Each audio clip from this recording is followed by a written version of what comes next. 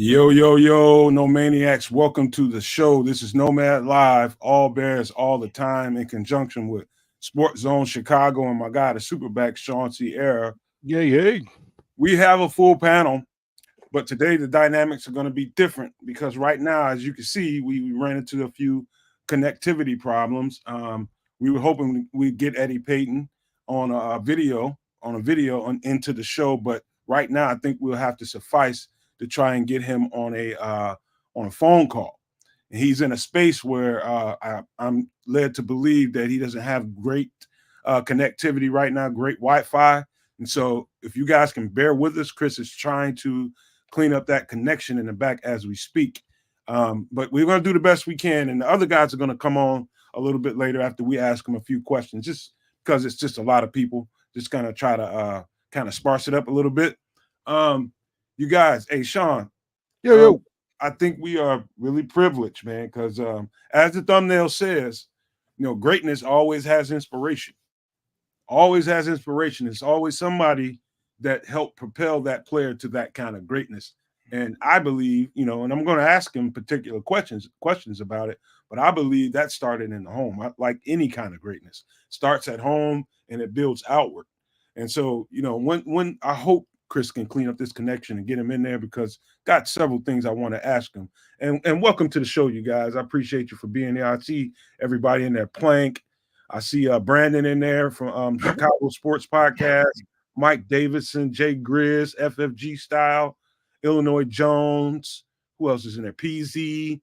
It's a bunch of people in there. If I didn't mention your name, it's not because I don't love you. I just didn't see it right now. But Sean, what do you think about this guest that we have? You talked about it starting at the home, and when you got two brothers, two boys, man, there's always competition, always. All right. Then there's always competition, and I was an only child, but I had cousins. All right. I was one of 31st. I have 31st cousins. And so there's competition between us. So I can imagine being home with them all the time. And, you want to go play? Okay, bring your brother. Okay, then you're playing football. You're playing basketball. Then you're playing baseball. Then you're running. Then you're playing hide and seek. And then you're jumping fences. And you're doing all this stuff. Yeah, and Eddie's the older brother. So, yeah, he definitely inspired Walter. Just because usually the dynamic goes, the younger brother always wants to hang out with the older brother. Of course. You know what I mean? So, because he's probably cooler. He thinks he's cooler. And he just looks up to him, bottom line. And I just think, Eddie Payton is glad to have him on the show today, and we can ask him a whole bunch of questions. But man, growing up in that household, I mean, let's remember, they both were in the NFL at the same time. How crazy is that? It's crazy enough for one guy to make it, to the NFL. But when you have a pair of brothers that make it, man, and we see it often, but we just might not understand how difficult that is. And we see the Long brothers. All right, we see Shannon and Sterling. All right, there's a lot of other brothers, the Watts brothers. There's 3 of them that made it to the NFL, but you just don't understand how difficult it is. And to come from the humble beginnings that they came from, to make it to the top level, to the NFL, is just out and out amazing. And yeah, I can't wait to talk to him and get some answers from him and how it was growing up and how it was. Did he teach Walter that stiff arm? You know what I mean? Or did Walter come up with that on his own? You know what I mean? And just a lot of different questions, not all about football either. And that's the cool part. I know one thing. I can speak to the little brother looking up to the big brother aspect. I grew up in a household, all my aunts and uncles were like my brothers and sisters. And I was the little dude. And, my uncles never missed an opportunity to tell me, you wouldn't be nothing without us.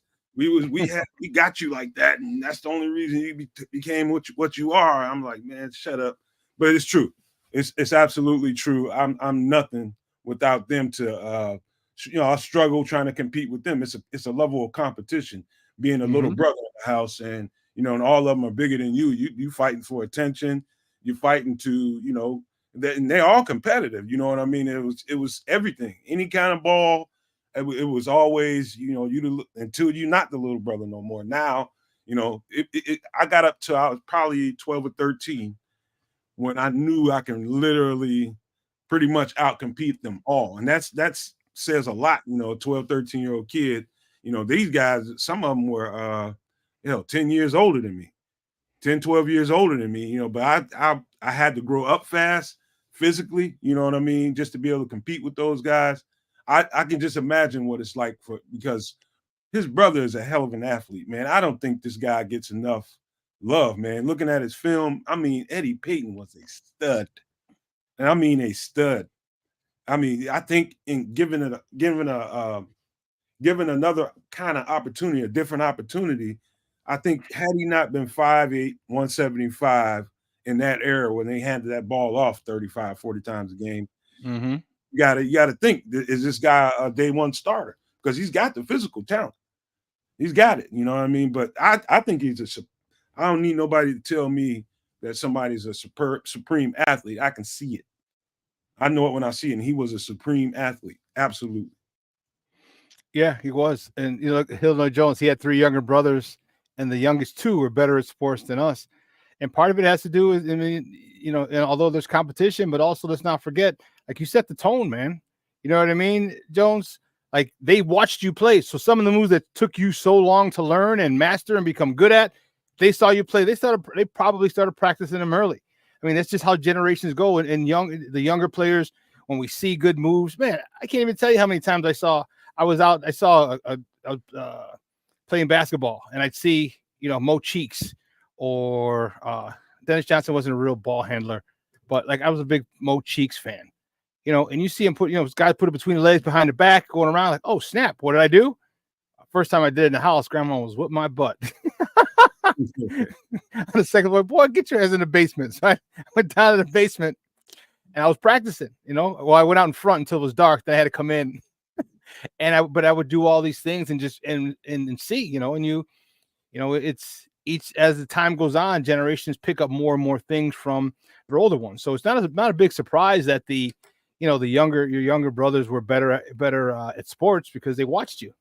You know, they watched you and they picked up game a lot earlier, you know, and you may even help them say, hey, watch this. So when you do it with your friends, man, you're going to blow them away. They can't do this. Like, you know, between the legs behind the back, boom, you're going to get them. You might make them fall. And you probably took pleasure out of watching your little brother, you know, smoke these guys like, like you can't touch your little brother. And you're like, that's my little brother, you know, and that's cool. So, you know, I can only imagine how it was with Walter and Eddie, and we're gonna find out a little bit, man. It's gonna be pretty fun because, you know, sibling rivalry, and I'm sure I didn't have any brothers. I'm an only child, but I've obviously grown up where I did. Just about all my friends did, and they had fights. God forbid you say something, you step to one of them. Right. Hey, you got 2 quick, fast, in a hurry, and then second one you might not even see. I got 6 uncles, man. The one closest to me in age is like 3.5, 4 years older. As weird as that might sound.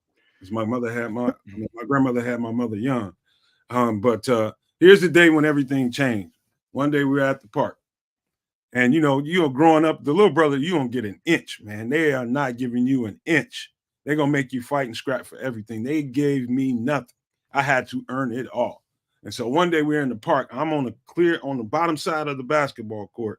He's at the top. He gets a steal, and he breaks off, you know, on a straightaway. I see it ahead of time. He got it and took off running. And I came from the other end of the court all the way down the court, and he went up for the shot, and I came clear out of nowhere. He never saw me coming. I slapped that thing off the backboard. And his homeboy, Cedric, who was always at the house every single day, it's like he lived there. He was just like, man, when you learn to jump like that? My uncle was sitting there just flabbergasted. He was just like mouth wide open. I was just like, I just now learned I could jump like that, man. But I wasn't giving him nothing. You know what I mean? I was at that age now. I was pretty much equal in size almost, and I was more athletic. And when I jumped and slapped the jab against that backboard, man, I think everything changed. The dynamics between us changed. From that day forward, he knew that like I can't fool with this cat no more. Too much. But that was a special moment for me. Like, all right, young buck.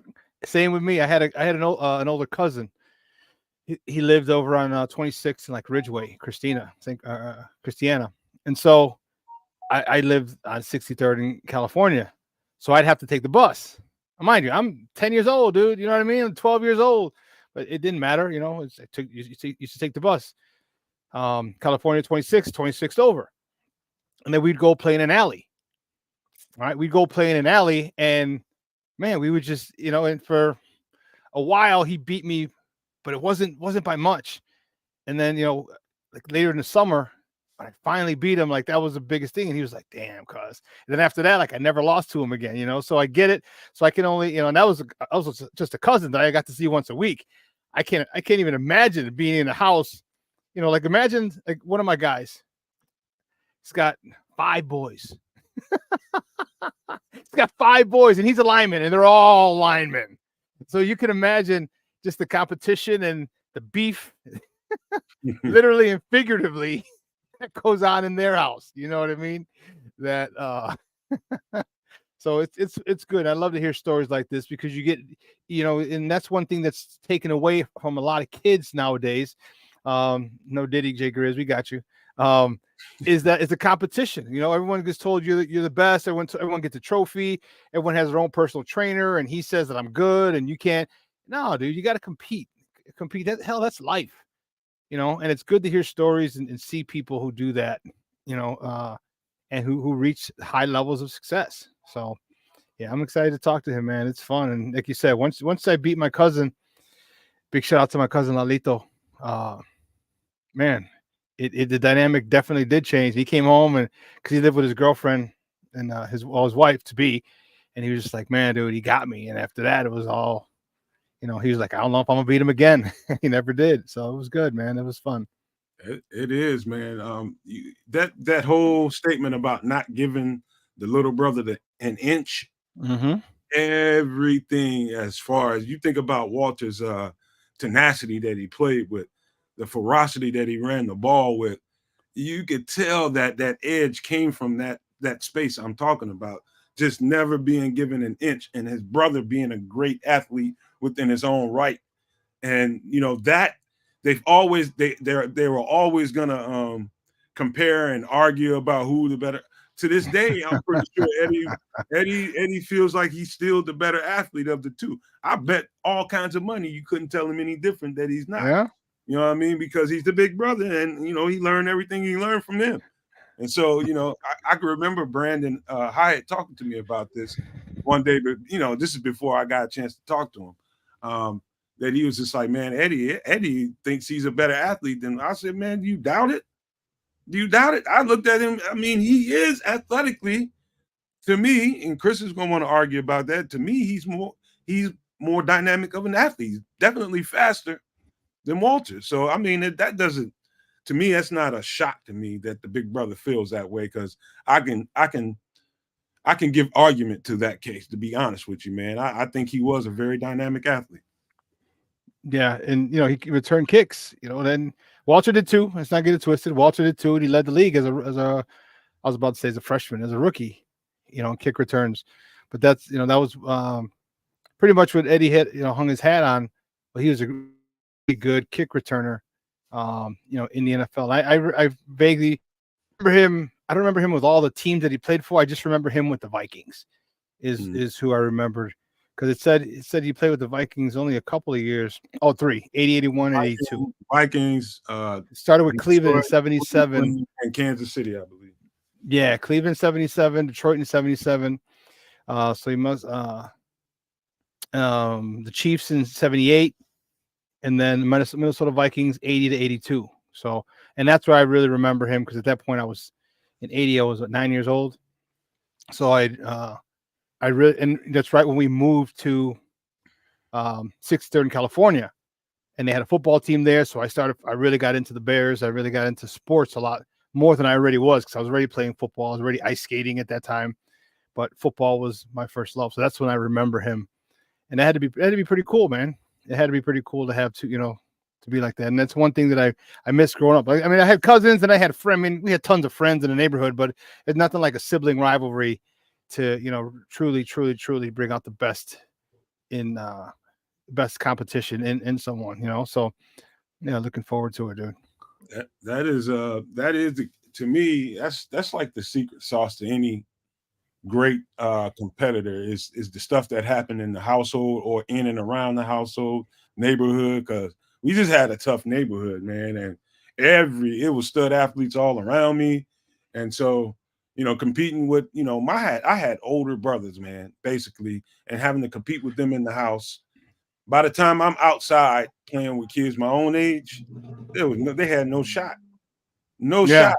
It was like playing with little kids, man. It's like, what are you gonna do? Joy, you trying to tackle me? What are you doing? You gotta hurt yourself, boy. You really trying to tackle me? All right, I'll let you take me down this time. But that's how it was, man, for me growing up. It was like little kids, they my size and age, no competition for me. I always had to play with bigger, older kids to get some level of competition out of myself, to challenge myself.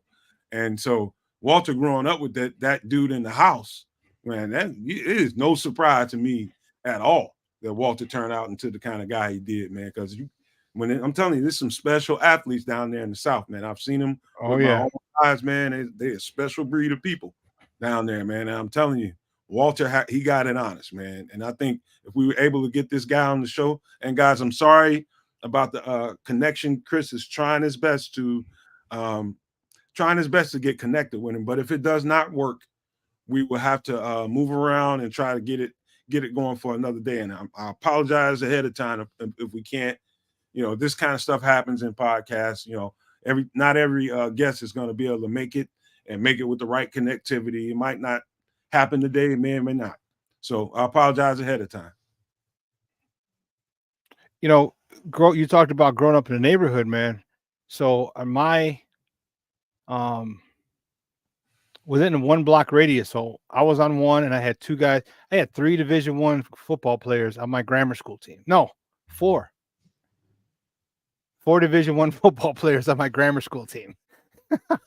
I mean, you talk about. I mean, we dominated my sixth grade and 8th grade year. That was, and and then at St. Rita, my freshman year went undefeated. My senior year, we lost in the state semis. But man, I lived 61-35. My guy lived 60-55, 60-55 in the next block, and another guy he went to Northern or Western, excuse me, and then the other guy went to my offensive tackle went to Purdue. So it was nuts. So the crazy talent we had, and man, we played football, we played basketball, we played softball, because on the corner of 62nd and Fairfield where we lived, they had 4 sewers on each corner. Well, shit, we didn't need any bases. That's all. So we had schools in the background, so we played softball there all the time. Like, it was just a good time. The competition was great, and just a trip back memory lane. But thinking of how competitive, and then the kids a year younger than us were always looked up to us, and they were good athletes too. You had to stomp on them, and they were like the little brothers, and it was good, man. The class above us they weren't very good athletes. They weren't very good. So we were like the new breed, but it was crazy growing up in that neighborhood. 3 Division I ball players in 2 blocks. As you can see, I think if you guys can see Chris, I think he's trying to work out the connection with Eddie. No, you're on mute, Chris. You might be on mute. I think he's on the phone, actually. Oh, okay. Yeah. I think he's on the phone with Eddie right now, trying to screw up the connection the best we can. We might get him in, we might not. Might have to just kind of try this another day. We'll see. Hopefully we can get him in here, but if we can't, man, we'll be fine. We know how to talk football and hold on to a conversation. But, we do. I don't know if you saw that comment from Junior. So his son, he just turned 27. So I've known his son before he was even born. When I met Junior, his wife Patty was pregnant with Armando. They call Junior, and they call Armando Lero Junior third. They call him Mondo. So I met Junior when Patty was pregnant with Mondo, and just watched him through the years. He'd never, ever, ever, ever, until he went to school, high school, never played with kids his own age. This kid was a freaking stud baseball player, and it was always 2 to 3 years older than him. You saw he was 12 years old playing with 17 and 18 12-year-old kids. And the thing about it is, like, he didn't look like he was 12 years old. Like, you could tell when I say look, like, on the field, you can tell he was the young kid. And that was the crazy part. And he's at 12 years old, 13 years old, playing with seniors in high school. And you can't tell who the 8th grader is. You know, that's nuts. Yeah, his son was a stud baseball player. Yeah. Hey, I remember, you know how when you're a kid, man, you don't really see yourself the way everybody else sees you. No, I agree. Like other kids, I didn't see myself as this like extremely built up kid and, you know, big and strong. Like, you know, like I had, you know, recently in the last couple of years, one of the guys that I grew up with, probably a couple houses away from me, he was just like out of nowhere. We were just sitting around at my mom's bar, you know, having one. He was just like, man, you were just bigger and stronger than everybody else all the time. I was like, bigger. I'm like, man, I was a skinny little boy. He was like, no, man, you had like muscles at like 7 years old. I'm just like, really? I ain't never looked in the mirror and saw myself, but that's because you don't see yourself in the same vein as everybody else. You know, maybe I was more defined, or I don't know. To them, I look like a brute, you know, to them, but I don't know. Chris, what up? Hey, sorry about that. I didn't know I was actually on the stage. I didn't say anything wrong, did I? No, you were muted. We couldn't hear you. Oh, good. So we're working on getting Eddie on. He just got back to his hotel room, so we're going to see if we can still make this happen. I'm not sure he knows if he's got internet or not. Like Eddie, I think you have internet in your hotel. If you're staying in even a Motel 6, I think. Yeah, this is about all hotels should have them. So if we can get them hooked up. Yeah, I asked him if he had an iPhone, and he says, "I think I have an iPhone." So I'm working on it, guys. Don't give up on me yet. All right. All right. Hang in there, man. We're gonna generate some conversation right quick, Sean. That's good, man. You two guys, smart guys, y'all can handle it. How about this? Because Sean, do what we can. We had a whole show planned for yesterday. There was a bunch of stuff to talk about. So some of the latest news is let me see. Maliknabors is here. Either was here yesterday or here today. One of the two. JC Latham, I think, is here today. Yeah. For a 30 visit. And here's what you wasn't on Nomad at Night when I had J2K on with Brian. We was doing all the conversation, and so this is what I think happened after the owners meeting when Flus and Poles said they was going to break off into those 3 pods, into the offensive tackle pod, the DN pod, and the wide receiver pod, and come up with, you know, who they thought were the better players. And what I think happened was, because you can definitely see right after that, you know, you would imagine that's going to take them a couple, 2-3 days to suss that out. Right after that, they started bringing in who I think are some of the top 3 players at each position. They brought in Dallas Turner, Liatu Latu. I'm not sure if Jared Verse. I don't think Jared Verse has come here, but it might have been another defensive end they brought in.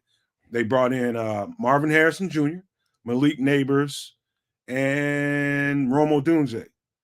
They also brought in, and this tells you, I think, what they're thinking. I think it sends a signal that maybe they don't think they can get this offensive tackle early. I think JC Latham may make the first round, but it's possible that he's going to end up sliding to the second. I definitely don't think another guy that they brought in, Tyler Guyton, is going in the first round. I definitely think he's a second. Safety? So I think, no, he's no tackle. Who's the safety? Tyler Guyton. Who's the kid from Who's the safety from St. Charles North? Oh, that's Nubin, I think. Tyler Nubin. I don't know if they use a 30 on him. No, I don't know, but that's who I was thinking. Yeah, but in succession, those are the guys that they brought in, the guys that they think they can get at 9, and I think the offensive tackles looks like, based on the guys that they brought in, somebody they think they can get in the second round sometime. And so, what does that? I mean, that's what it signals to me. Well, hey Chris, I just sent you. I know you're working on him, but I just sent you a pic. There's I got a screenshot, the Bears 30 visits tracker. So when you get that, if you want to put that up, and we can go over some of the people are the people on that list, and we don't have to speculate anymore. We can kind of go through them, but as of right now, like it's might have to get Kid to do that. Chris ain't gonna be able to do it. Yeah. Okay.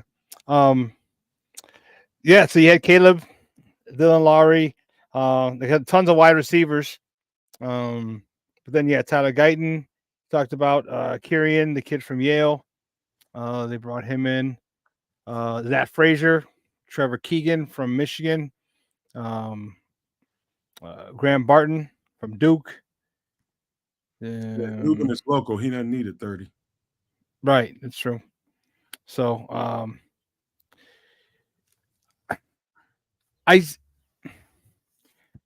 don't know, man. I think that I don't know. I don't think they're taking a tackle. I mean, anytime at 9, I definitely think they're taking it later. But who would I want? Who would I? You know what I mean? Like, I certainly I'm okay with Braxton Jones. I'm still okay with him. Again, he's not a gold jacket winner. He's not a Pro Bowler. He's an average left tackle at his ceiling, and he's getting there. He's not there yet. He's getting there. I think he's right around, maybe a little below average to average right now, and he can be a little better, which is fine. But bringing guys like that in, like Tyler Guyton and Kieran and JC Latham, bringing those guys in, if they're available when they, at their, I shouldn't say at their price, but when they want, there's nothing wrong with competition, man. There's nothing, and I think he realizes, I think he understands that the offensive line has been in flux for a long, long, long time. Hell, even last year they were in flux, and then when it wasn't even, it wasn't even due to injury. It was Nate Davis had the family situation. All right. That offensive line that they wanted to start game 1 didn't start till like week 9 or 10. Man, week 9 or 10, you know what I mean? And then you got to move people around, and then you decided to move Tevin to the right side, and that weakened up the left guard, and strengthened the right guard, but it weakened the left guard. So it was, all the things, I think, and Poles being a former offensive lineman understands that, which is why he which is why he signed some in free agency. Okay. And I think he's going to bring in some more. You just can't, you can never, ever, ever have. Hell, how many offensive linemen did he bring? Has he brought in for a visit or, for tryouts on Tuesdays? You know what I mean? Like, he's trying, he's looking for something to stick because he understands it. So I think it's all about where they think they can get a guy. Do they think they can hang around in the second, late first, second? I think in order to get one of those studs, I think they'll be there as late as 2. But PZ, to answer your question real quick, do I think BT is too early to draft that BTR, Brian Thomas Jr., BTJ, brother? No, I don't think. I think, in fact, if it's up to me, I think I'm drafting him ahead of Rome Odunze. I think he's got more upside than Rome Odunze. If it's a choice, if it's up to me and I see those 2 players at 9, I'm definitely taking Brian Thomas Jr. because I think his upside is much more explosive.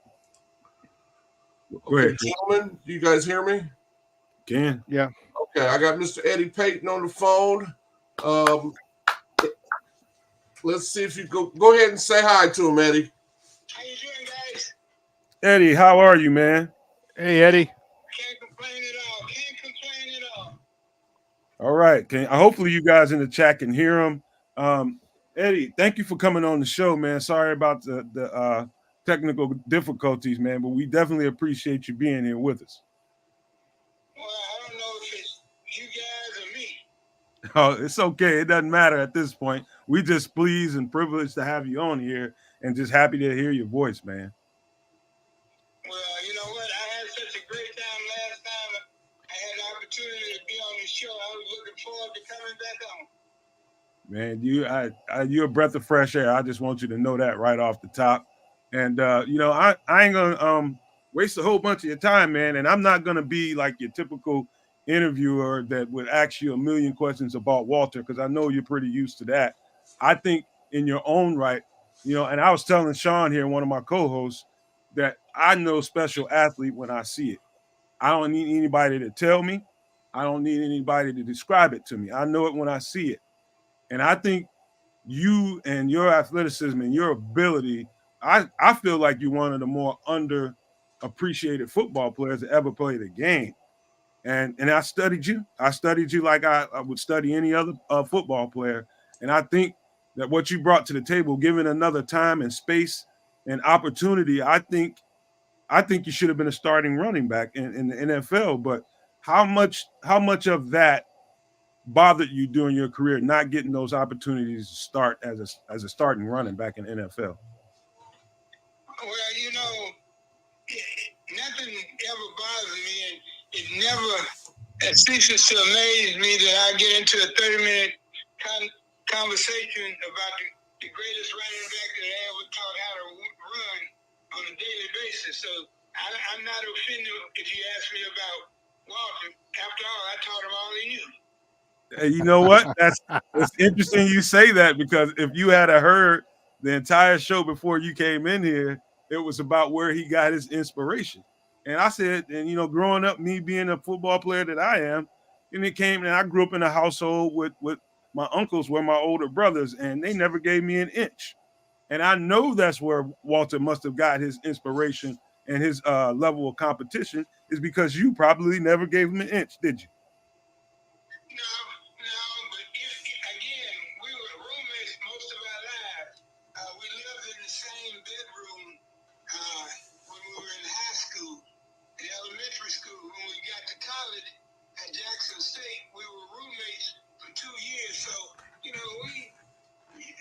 really am really grateful for the opportunity to be in the room and watch his development and watch him absorb all the things that were happening around him.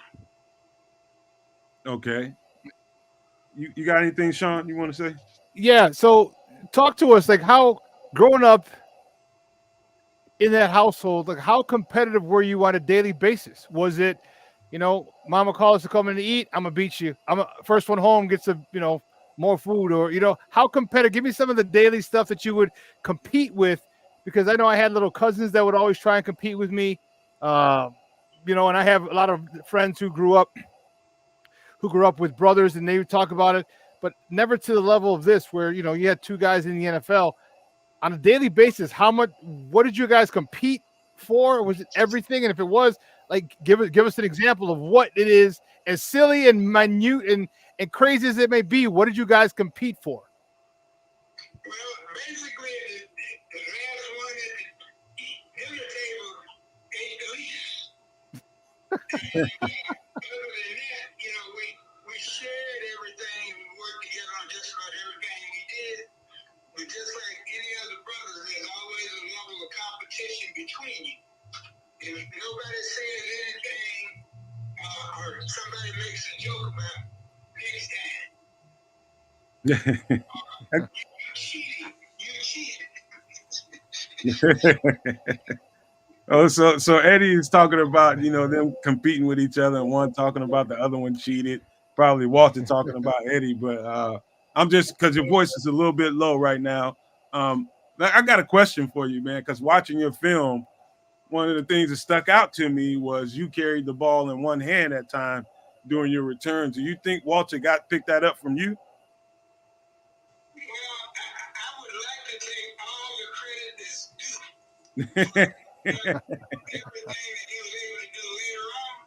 But you look at it and be perfectly honest. When the good Lord looked down and said, I need to make me a football player, he chose Walker. He didn't choose me, he chose Walker. So what he got naturally, and it was a gift. And when you take other great athletes and great running backs, you realize that they have it. And it is the gift they got from the man upstairs. Yeah. Mm-hmm. So what about that? What about that famous hill that Walter ran on all the time? Did that start and tell me about a little bit about Columbia and how that was growing up? Did that start back in Columbia, running hills and doing that kind of thing? No, we were running away from work in Columbia. That started when we got to Jackson State in the off season. Okay. We had a head coach who believed that, he who gets tired gets beat. But we worked to stay in great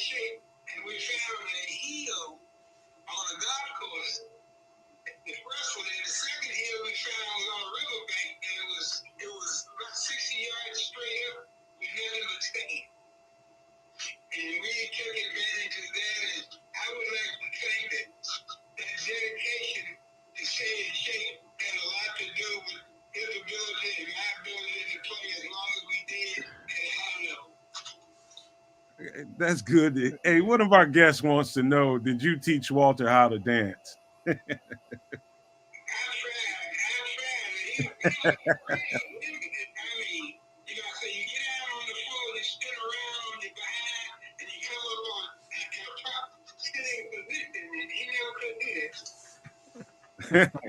Hey, you know what, Eddie? I'm curious to know because I wasn't sure.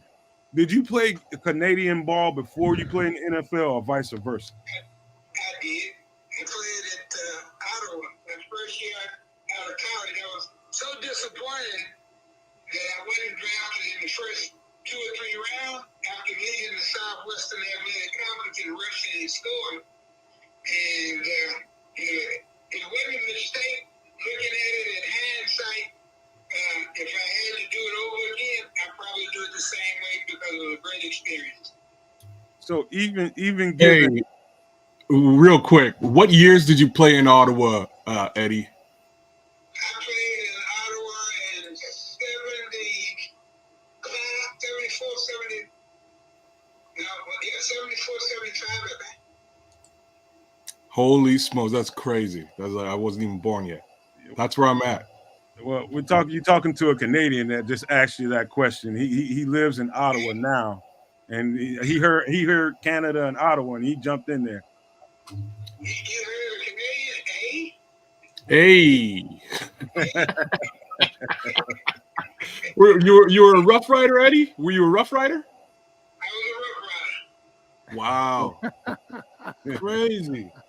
That's crazy. So just a little history. So that team has changed names, I believe, 4 times. So since you were here, that's it, right? So when you were here, it was Rough Riders. They changed to the Renegades. They were the Renegades when Kerry Joseph was here. And then now it's the Red Blacks. So 3 times since you were here. Crazy. I had no idea. That's a great level of football. I enjoyed it. I learned a lot. I got a chance to play with a couple of great college football players, and the experience I got up there helped me in just the 8 years in the NFL. Wow. All right. I mean, I'll leave y'all to it, man. Okay. Because Eddie, you talked about a little briefly about not being drafted. Did that offer more fuel to your fire, just not being drafted, knowing that you felt like you deserved to be a drafted football player? Did that add fuel to your fire? It really did, and what inspired me more than that, some of the guys who were drafted that I played against in college, Mm-hmm. and how well they were doing, I knew they couldn't tie my shoes. I needed to let them know what they let get away, and that's why I went to Canada. Eddie, one of the things I wanted to ask you about was one of the things that you did in the pros that Walter, I don't believe, did was return a kickoff and a punt for a touchdown in the same game. Is that correct? Well, no, I think there's only 3 of us that's ever done that. Walter wasn't one of them. Right. And that was when you were with the Lions, am I correct? With Detroit, yes. Okay. I am curious, man. Great group of guys from the special team who believed and took a lot of pride in accomplishing their assignment, and they made it pretty easy. The risk is me going to get missing run. That's incredible. Eddie, I don't think your casual football fan, casual guy that sits on the couch every Sunday and watches a game, doesn't really appreciate, and I have a little bit of an understanding. I played in college of how tough it is to play special teams. Just to play, special teams in your era when there wasn't a whole lot of rules and restrictions as they are now. If you could tell me a little bit about how tough it was and what kind of mindset you have to have playing special teams. And it was violent. There's no other way to describe it. It was violent, and it was dangerous, and it still is, but not to the level it was when you were playing that position. Could you tell people how tough mentally and physically that you have to be playing special teams? Well, again, when I got to Detroit, the thing was the more you can do, the longer you can stay. Right. If you notice, a lot of guys that made all pro ended up starting in special teams that were working at the first and second years. So, it's something we all had to basically had to do. And the ones who took pride in their assignments were the ones that moved up to the first defense, in the all pros and whatever. Eddie, I think you're a remarkable athlete. I know you're a remarkable athlete, and I'm talking about in present tense. So long as you're here, you're still that incredible athlete. And I found out somewhere that you lettered in high school, even as a tennis player, and you were drafted out of high school as a baseball player, play professional. Is that true?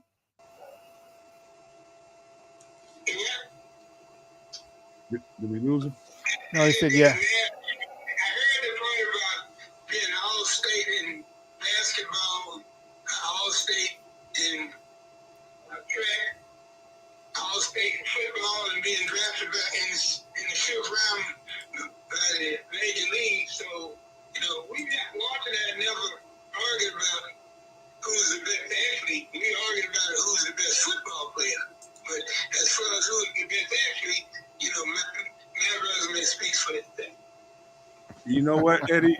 I'm glad you said it, because I look at it in the same way. I mean, it's not hard to believe that you're the better athlete than Walter. I believe just like you said. I don't think Walter would probably argue that. I think you're a remarkable athlete, and the fact that you lettered and did all of that, even in tennis,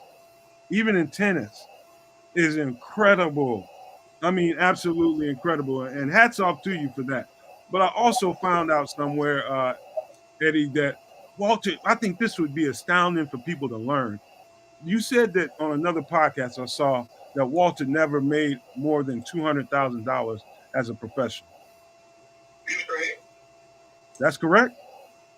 That's correct. Wow. I mean, Wow. I think the NFL owes Walter a debt, and his family a debt of gratitude, and I think a financial one.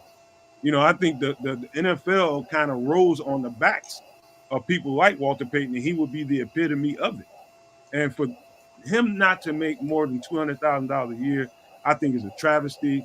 But wow, when I heard you say that, I was flabbergasted, because it never crossed my mind during that time that he only made a maximum of $200,000 as a football player. Wow. Well, again, there was a lot of guys playing in the league during that time period that did a lot of Walter to be able to do the things that he was doing, and a lot of them were making $35,000, which was the league minimum. Wow. So, we've come a long way financially, but we came on the backs of the guys who were making $30,000, $40,000, and $100,000 a year, and carrying teams on their backs. Wow. Eddie, you got drafted by the major leagues. What position did you play in baseball? I was drafted as a shortstop. Fifth round of race. I can see that. I can actually see that. His body type, I can see shortstop written all over. How are you at the plate? When I got drafted, I could put it in play. Were you a base stealer? Because back then people who played especially baseball a lot of times, and being the athlete that you were, they stole bases a lot. I mean, you look back at the Ricky Henderson days and the Lou Brock days and the Ozzie Smith days. It was nothing to steal bases. Were you a good base stealer as well? I thought I was. You pick up tennis, you get a good job, and you run out here. Wow. Hey, I got one more question for you. Now I'm gonna bring a couple of more of the co-hosts in. They wanna ask you a couple of questions, if you don't mind. If you still got a little bit of time. I got plenty of time now. Okay, okay, good. I get into the great room. I'm packed up, and the supposed initiative is still in that meeting. Okay. And Eddie, when you came to Detroit, Bill Belichick was on the coaching staff, wasn't he? Yeah, but you know what he was when I say this out of great respect, but he was the guy who would go get the film, Uh-huh. and he was the guy who would go get the coffee for the other coaches, Okay. and I mean basically, and I respect everything that Coach Belichick has been able to accomplish in his career, Mm-hmm. but he was hopeful. Yeah. Well, a lot of guys start out that way, but I mean that's been almost 50 years ago. So he's come. He did kind of good for himself since then. He's come up. Yeah, he's come All right. way up. Yeah, All right. yeah. I got. You know, one thing you learn in sports, you don't ever look down on anybody because whoever you're looking down on, you may need him one day. He may be your head coach or your GM. Sure. Okay. You do your job and respect the people who are above you and tell you what to do, whether you agree with or not. Now, was Monty Clark your head coach when you came in? Yes, he was. Okay, that's what I thought. I've been a Bears fan since 1969. I mean, so I'm familiar with. I was a big NFL guy, and I remember when your brother was drafted. I mean, a lot of people don't remember he led the NFL in kickoff returns his rookie year. He never returned one for testing. Right. He only returned the league minimum to qualify. Right. But we talk about that. We used to talk about that all the time. You had to real speed. Ain't no telling what you did. right. Well, like you said, he came up a little bit after that too, though. He did all right. Yeah. His career finished out pretty good. Hey, Eddie, one of our guys wanted to know how difficult was that decision when the Blitz formed, and allegedly they offered him. Was it true they offered him about $6 million, a 3-year deal for like $6 million? And why do you think he because obviously he never played for the Blitz. Why do you think he turned that down? Was that the contract or what was it? And why do you think he turned it down? You know what? And I say this in all seriousness. There's not many African American athletes or Caucasian athletes now who would turn that kind of money down, and I don't think he did. Mm. There was a lot of things tied into that, and a lot of it was just banter. Wow. I don't think nothing was there on paper. Well, I got this last question I want to ask you before I bring a couple guys in. Did you get a chance to play on Veteran Stadium because I got a chance to walk on some old AstroTurf right after a place built a new stadium, and I think I was like, oh my Lord, they was actually playing football on this. How bad actually was that turf, and how bad were those rug burns after games? Well, you had the experience, and I would trade to you because you know how to root words together so they come out really well. But me, I probably say you would tell the truth as a piece of SHI, you know.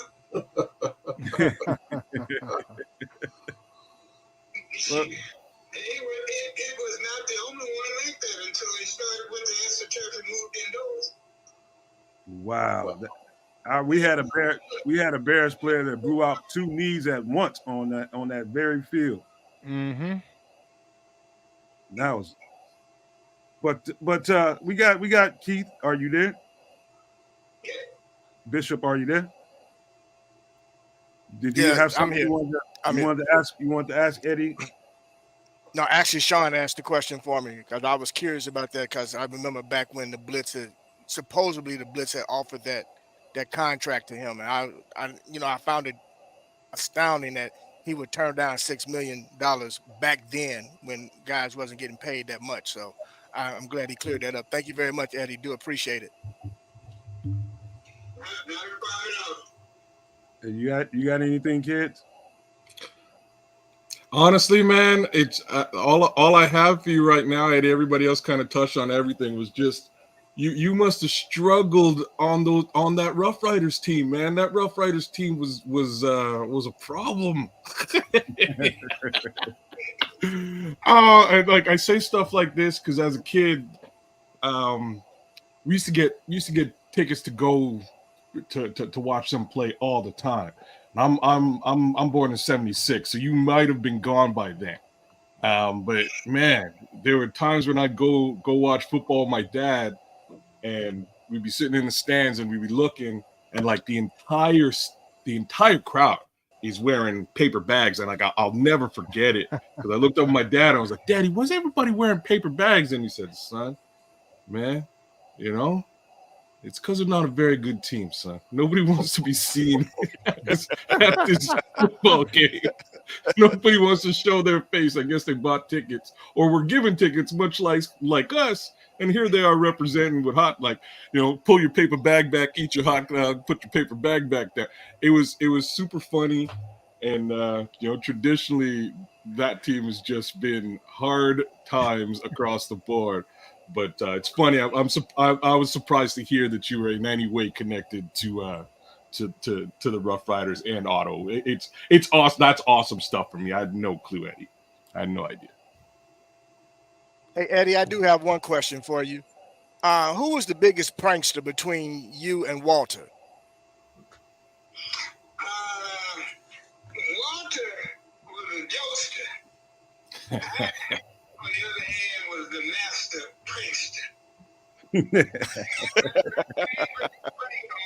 on Walter of all time. He fashioned himself as a tennis player. And we were going to Las Vegas to play in that NFL deal they had out there. And I was leaving from Chicago, so I was packing his tennis rackets. So I packed his tennis racket. He had 2 hounds hanging outside his bag that he carried on his shoulder and walked out there. When he got to the tennis court, he realized those things that looked like tennis rackets were actually handball rackets, racquetball rackets. Oh no. I just glad my mother couldn't hear the things that he called me. Hey, Eddie, I did want to mention and ask you about, I guess you were the head golf coach at Jackson State for like 30 years. Am I right? I won 27 championships, SWAC championships in 30 years, and became the first historically black college to qualify for the NCAA Division I National Golf Championship. And see, I that was something that I didn't realize. You know, I tried to do a little homework before I knew we had you on, but I did not realize that you had achieved that much success as the head golf coach. I mean, obviously you still play today a lot. Well, if I can get to a side, I'll play. Hey, Eddie. Here's what I think. No, I've never set foot on a golf course. Eddie, here's but what I think. But like the marriage thing, there's still time. You're never too old. As you get old, the courses get easier because you move up. Right. You move up. Right. If people you can ride around in the golf carts. They don't talk about you. Makes a difference. Yes, sir. Eddie, what about because you? Because I don't care how old you are, if you got any type of golf game whatsoever, you can always find somebody who thinks just like you who is worse. Well, that's my hope. That would be my only hope for winning. Find somebody who's worse. Take your poison. Go ahead, Nomad. No, all I wanted to say to him was, you played in the SWAC. You and Walter played in the SWAC, and you competed against SWAC and MEAC players. You know, HBCUs. I don't think people really, if you don't mind telling people, really understand the amount of absolute dogs that you played with. There's some real serious athletes that came out of the SWAC and MEAC during your era. I don't think people are familiar with. They will be when you say the names, I'm sure. But there was some absolute studs coming out of there, and that just didn't get enough attention. You want to name a few? The name that you could give them would be the names that people recognize that came out of the SWAC and not only exemplified what the SWAC represents. When they got to the NFL, they went to the top end. Lim Barney, Jackie Slater, Robert Brazil, Doug Williams, Ernie Ladd, and all those guys. Big Cat. They were just good football players in the SWAC, but they were great football players in general. Walter and Jackie played together, didn't they?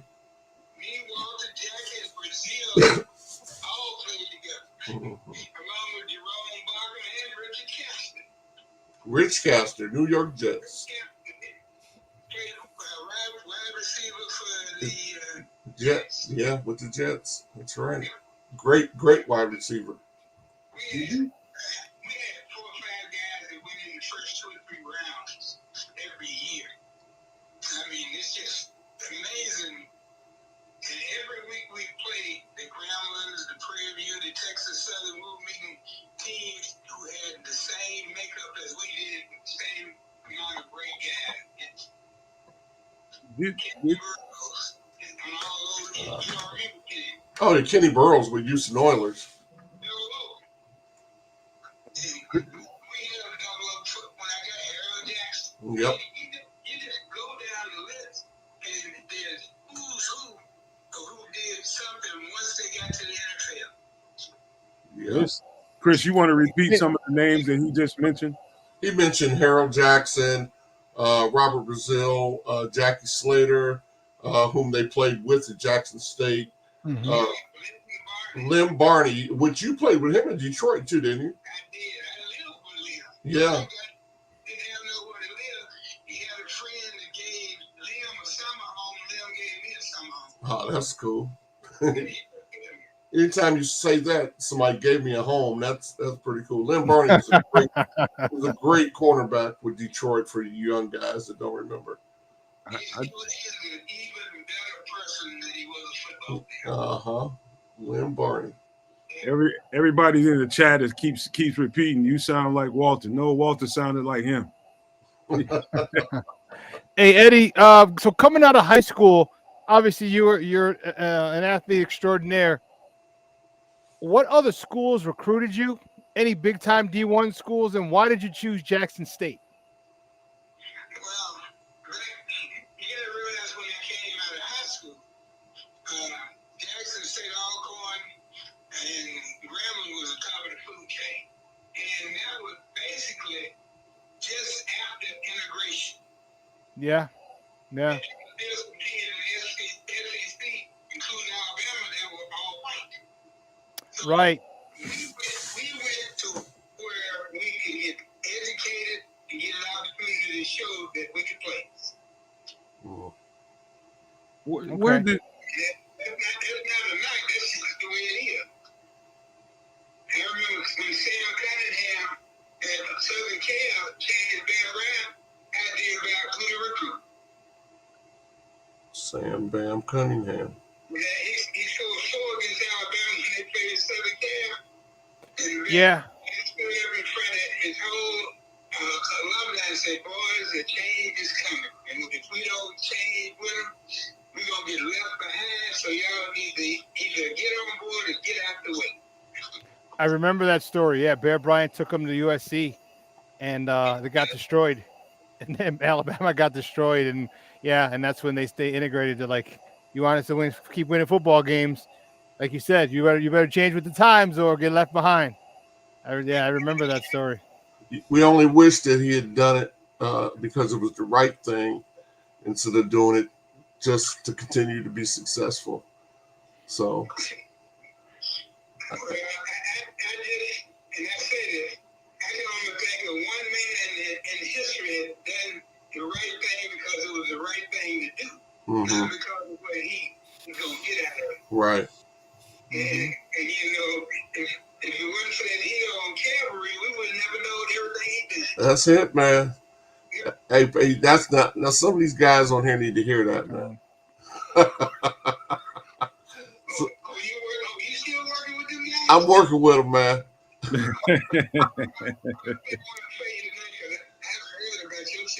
All right, I appreciate it.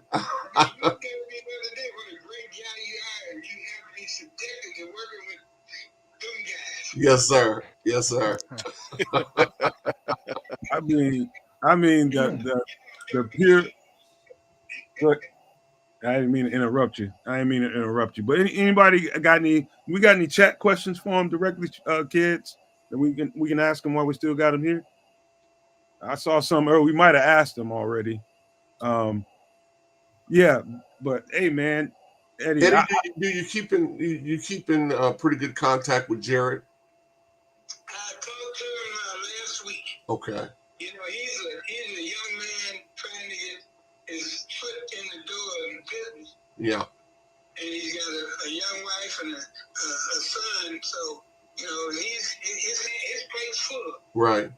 Actually, Sean, one of our co-hosts, I believe him and Eddie. I'm sorry, him and Jared are pretty good friends. Is that right, Sean? Yeah. Yeah. Yeah, that's Sean. Man, hey, we combined our forces. We combined our forces. Him and Nomad. We got the superpowers now.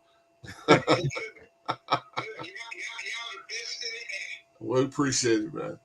Thanks, Eddie. You played, Eddie. You played in the era when you know you can have like defensive linemen can come off. They had padded hands, padded forearms, and they could club you with that. And during that era that you played in, and watching stuff on film, you know it's a good experience. But you actually played in it, and it was vicious, man. It was vicious compared to the game. Now it's kind of dialed back, but you played against guys that had taped up hands and padded up forearms. What was that like? Well, you know what you were dealing with before you went out there because your teammates were doing the same thing. Right. I mean, it wasn't like one thing man that fell on doing it. Everybody was doing the same thing. They called it the forearm shiver, didn't they, Eddie? Deacon Jones was the master, wasn't he? Deacon, they talk about the head slap, but Deacon wasn't slapping with a hand. He was slapping him with his forearm, and that was padded up with wrenches and crowbars and everything. Oh, man. You know, during that era, the time we played in and what we had to do to show people what we could do, we played because of, and we were successful because of, not in spite of. Right. Wow.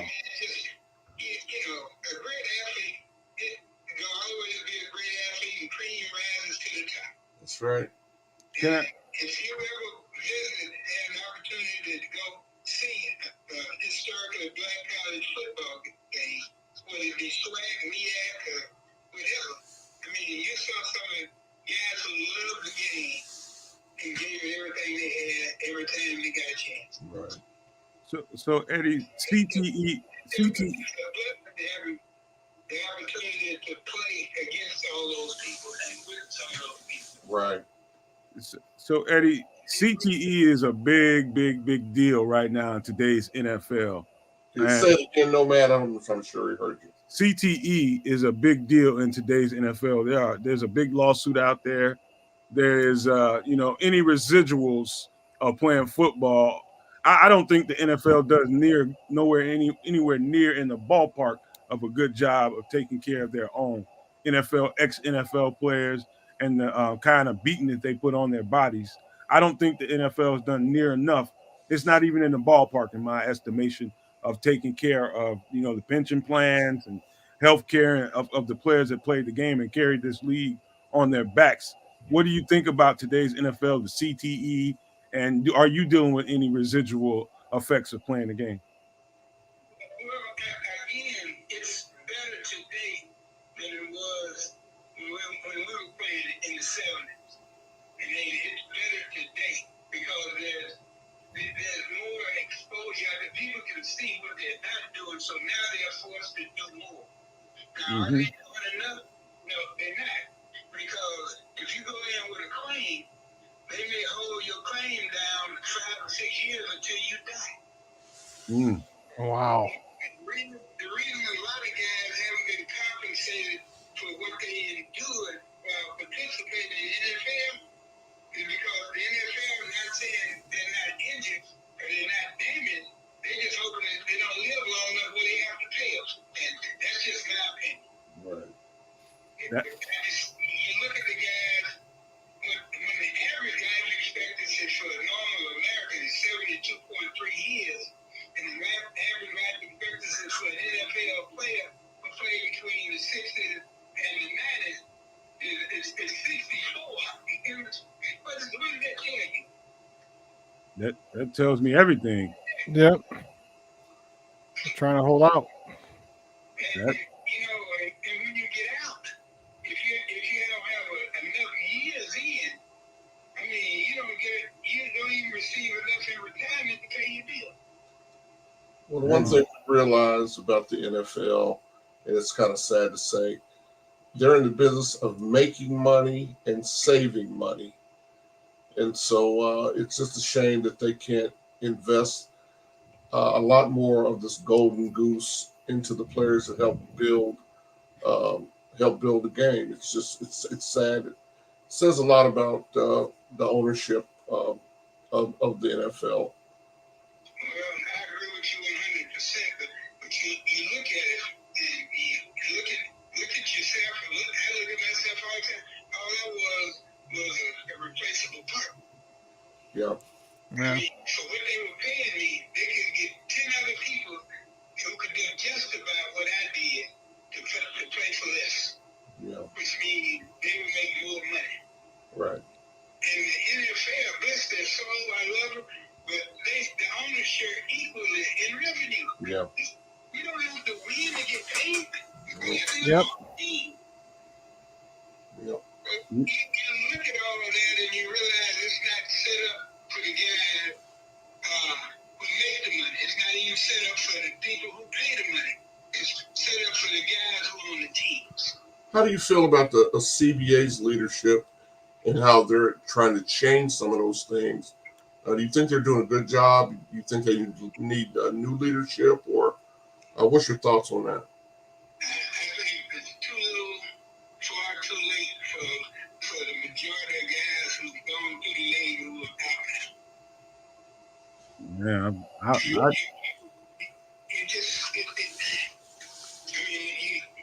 to tip your cap to what they're trying to do. But, that's like closing the gate with all horses out. Yeah. Yeah, every time I see Earl Campbell being pushed around in a wheelchair, it really breaks my heart knowing just the type of player he was. I mean, he was just brutal, but I mean, to see him in that condition now is rather heartbreaking.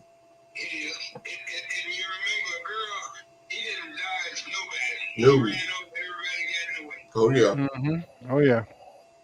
yeah. I believe. Some people say it was the same way. Oh yeah. I mean, again, once they're out, they're out. Once you're in, you're in. But when you're out, you're out. I mean, the reason most guys don't complain because we love the game, and deep in our heart, we still feel that we have something to give the game, and that the game respects us. Well, yeah, in the end, I mean, that's the business, and then there's the game. And you do it all for the love of the game. I mean, I know guys back then did. A lot of guys want to get paid now and don't love the game as much, but you had to back then because, I know it's just like the NBA. A lot of guys worked in the off season, which is unheard of now. Yeah, a lot of NFL guys would leave after the last game and go to their other job. Right. So it is what it is. It's the greatest game in the world played by some of the greatest athletes that ever played. This is true. It's a dehumanizing, great, mind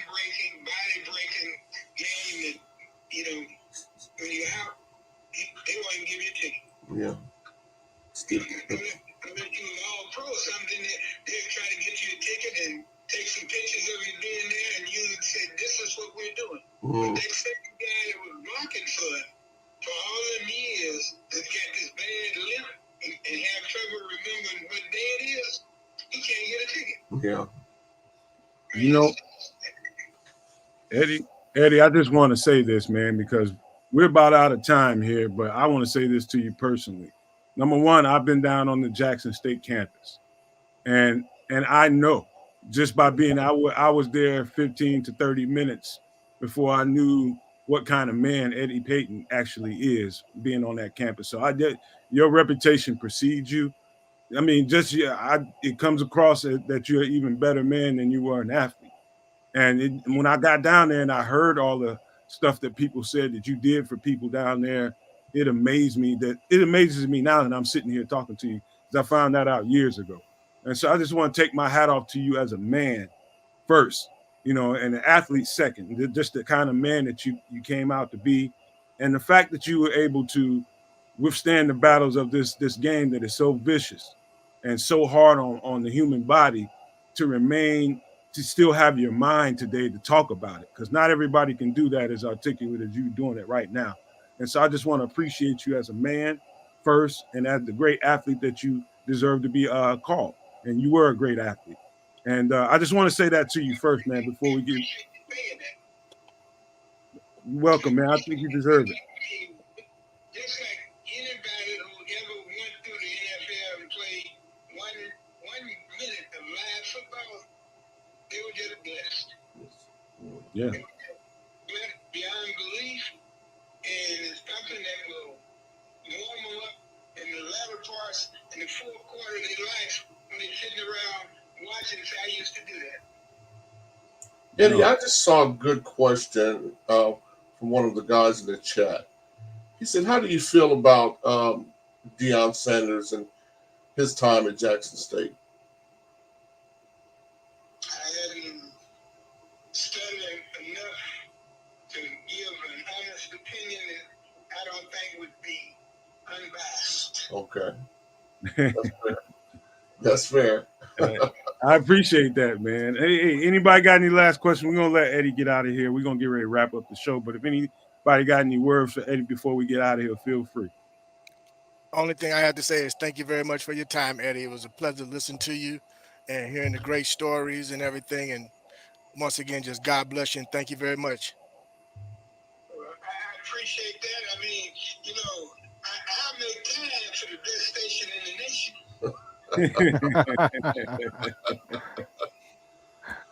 All right. Hey, Eddie, man, it's been a pleasure, absolute pleasure. I can't thank you enough for coming on, man. I meant every word I said. I appreciate you as a man and the human being that you are. And I really respect the athlete that you turned out to be. You and your brother, man, I think you're a treasure. I think your brother was a treasure. And I just appreciate having made acquaintances with you, man. I really do appreciate you. Well, I appreciate what you guys do for football, the game, the people who play the game, and the people who listen to the game. You guys are not selling SUB. You're telling the truth. And you're letting people say what's on their mind. And nobody else out there on the air is doing what you guys are doing. Keep up the good work, and if I can ever help you or be of any assistance to you, I only charge $250,000 a day. Okay. Well, Nomad's gonna get that check out to you. Hey, Eddie, this man, in my heart, the Payton name is royalty. I've been a Payton fan since 1974, and your brother was just an idol to me growing up. I tell you what, you have my email. I got it. Eddie, if that check is made of rubber, don't be angry, okay? I got a man who took it anyway. He got a guy. He's got a guy. All right, Eddie. Before. I will put you something that not only will you love on your wall, you may even take to your office. I'll tell you what, Eddie, you hold on. Don't hang up quite yet. I'm going to take us out of the stream. And again, we thank you for being on the show. Yeah, guys, I know my guys appreciate you. So don't hang up just yet, but we're going to let you get out of here, okay? Hey, we love you. Hey, we love you, Eddie. Thanks a lot, Eddie. We really appreciate it. Thank you, sir. Respect, Eddie. Wow. Man, how about that, man? How about that, man? I ran my mouth enough, man. You guys want to speak, kids? Bishop. I had no clue he was here, man. That's terrible. Like, he was clearly living somewhere in and around where I'm at. Like, there's no two ways about that. You know, it's some of the we get a fair amount of football players over here. Usually, guys like Kerry Joseph, who don't quite make it doing what they're trying to do. Maybe they change positions and come down here. Weird guys to sort of throw out there is Steve Rohan Marley. Rohan Marley used to play here, Bob Marley's son. Obviously Eddie. There's a few more. The list is a heck of a lot. Lauren Hill's baby daddy. Lauren Hill's baby daddy. Zion Williams' father. Yes. Zion Hill. But yeah, it's crazy small city. I'm so surprised that, again, growing up, he was on that team at that time, and how connected I am to his brother and the Bears. I had no clue, man. But at the same time, good on him for escaping that team, because he got out. He actually went to CFL and then went to NFL, which is super hard to do. That's not an easy task. Not a lot of folks,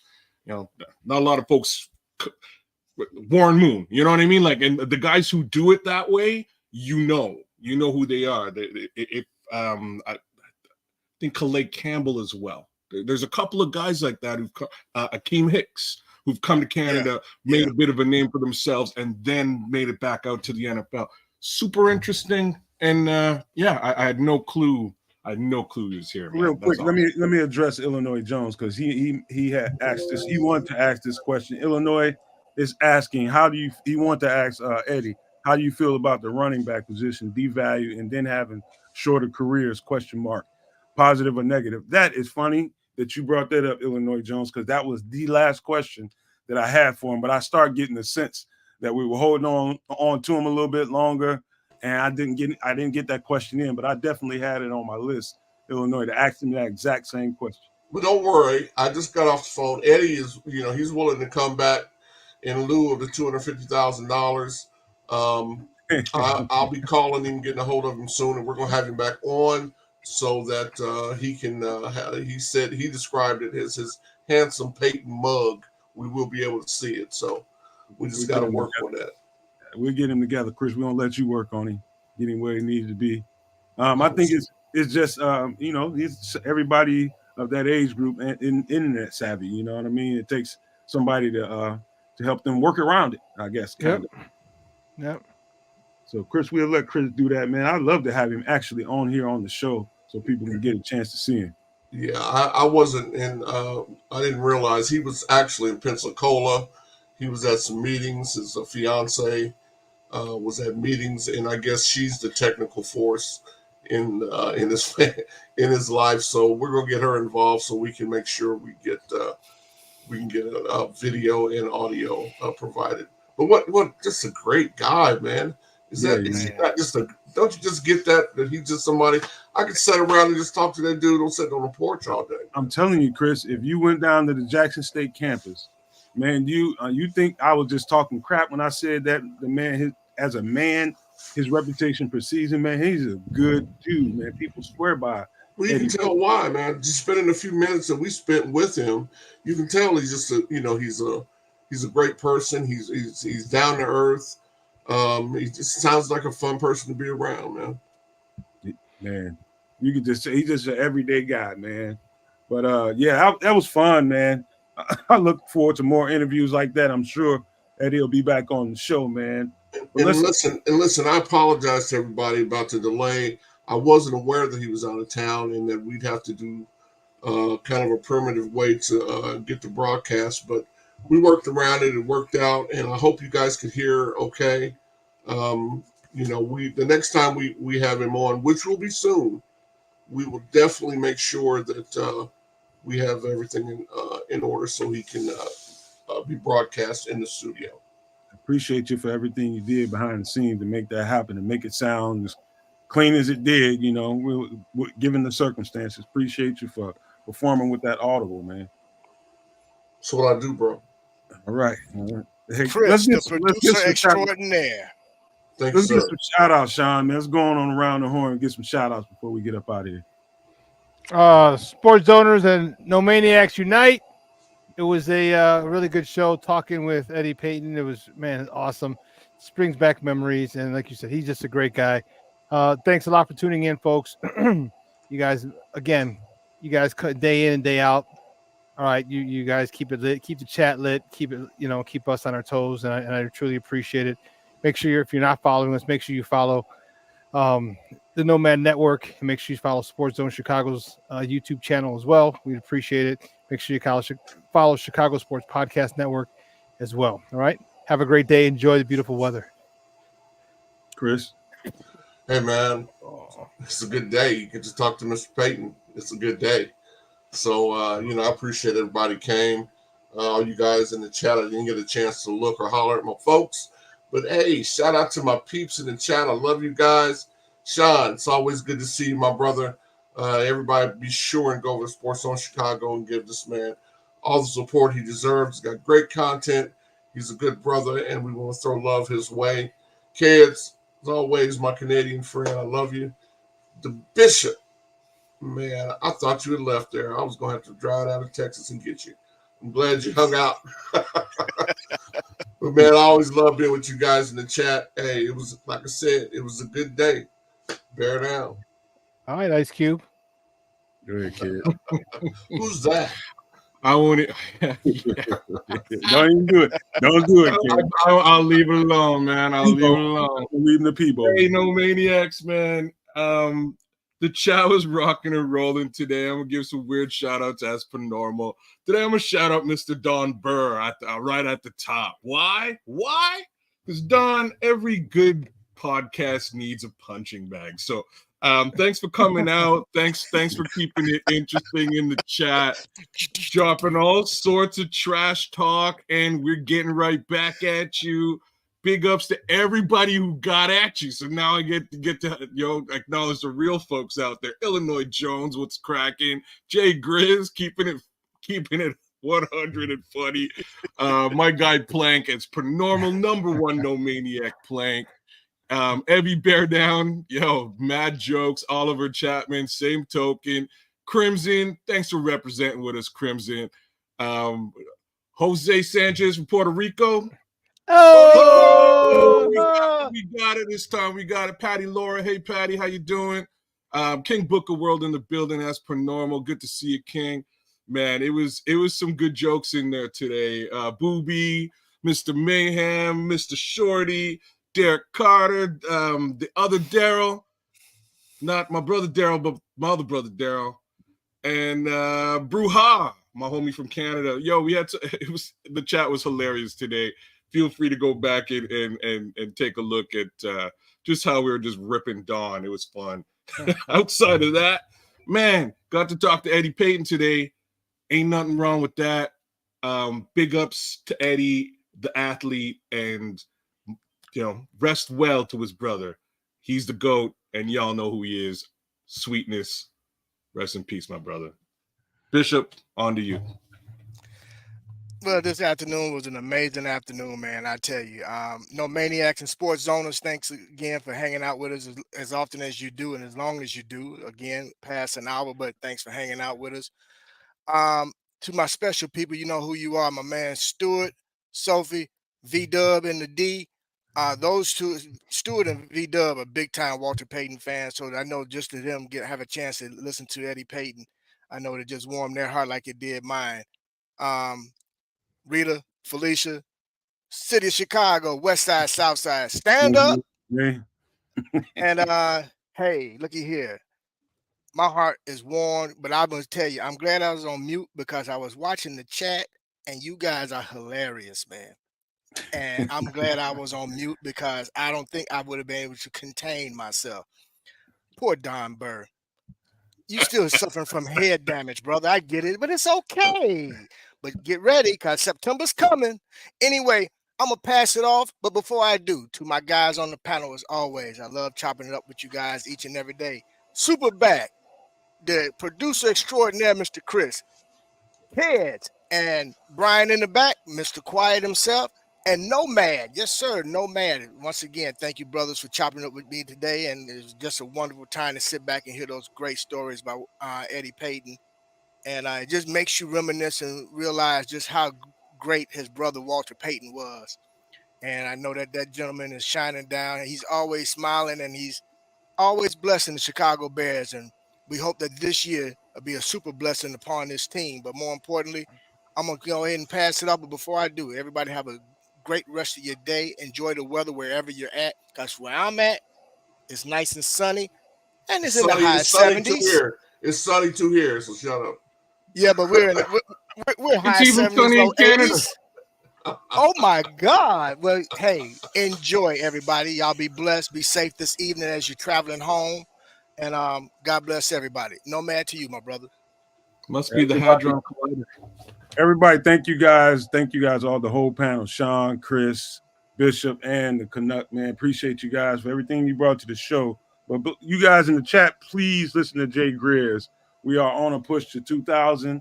Jay Greers, listen to what he's saying. Help us get to 2,000 subs before draft day. And also, don't forget to share the content. I don't say that enough. We need people to share the live content so that people see it. The more you do it, the faster we'll get to those 2,000 subs. And we need to get the same kind of energy for Sean over at Sports Zone Chicago. But please listen to Jay Greers and give us, even if you haven't yet, please consider giving us a sub. And if you have not yet and you didn't smash the like button, please don't disappoint us like that, man. You guys are too good to us not to stop for a second and smash that like button for us, man. We really need you to do that. And so, hey, man, I absolutely love this conversation. I really do respect Eddie Payton. I really do know people that know Eddie Payton personally. And he is just as good a man as he sounded like, and gracious as he sounded like in real life, man. That was no joke. I actually know people that know him. And I just appreciate him as a human being, the kind of human being that he is, man. Football player aside, man, just a great individual. And I'm just glad that, he's a treasure to us. You know how many people of his age, he's 72 years old, that don't have their minds anymore. Wow. They don't even have their minds, especially after playing this violent sport that we all love. They don't even have their minds anymore. The fact that he can sit here and be able to articulate what it was like during that era for a lot of us, it's just nostalgia of it. When you hear it from the horse's mouth being described to you in its fullest, and being the brother of the greatest that I think that ever laced them up. And you might get some arguments from some people about who they think is the greatest. I think maybe I got some Homer in me, but I think Walter Payton is the best football player that ever laced them up. No argument. And his brother that inspired him, you know how much of a treat that was we just got, that can tell you about all the things that made Walter what he is. I mean, it's an absolute, I don't think you guys understand how much of an absolute treat that was, but I can really appreciate it. And I know a lot of you guys can too. And so I just want to say thank you guys in the chat for your questions, your energy, and always bringing what you bring to the community. We love you guys, man. We don't say it enough. And I'll never be able to say it enough. We love the kind of community that you guys help us create. So thank you all for being the people that you are. But before we get out of here, I got to leave you guys with these famous words: love, peace, and hair grease, y'all. And for the second time today, I'm going to play the outro. Tri-City, stand up. Yay, yay.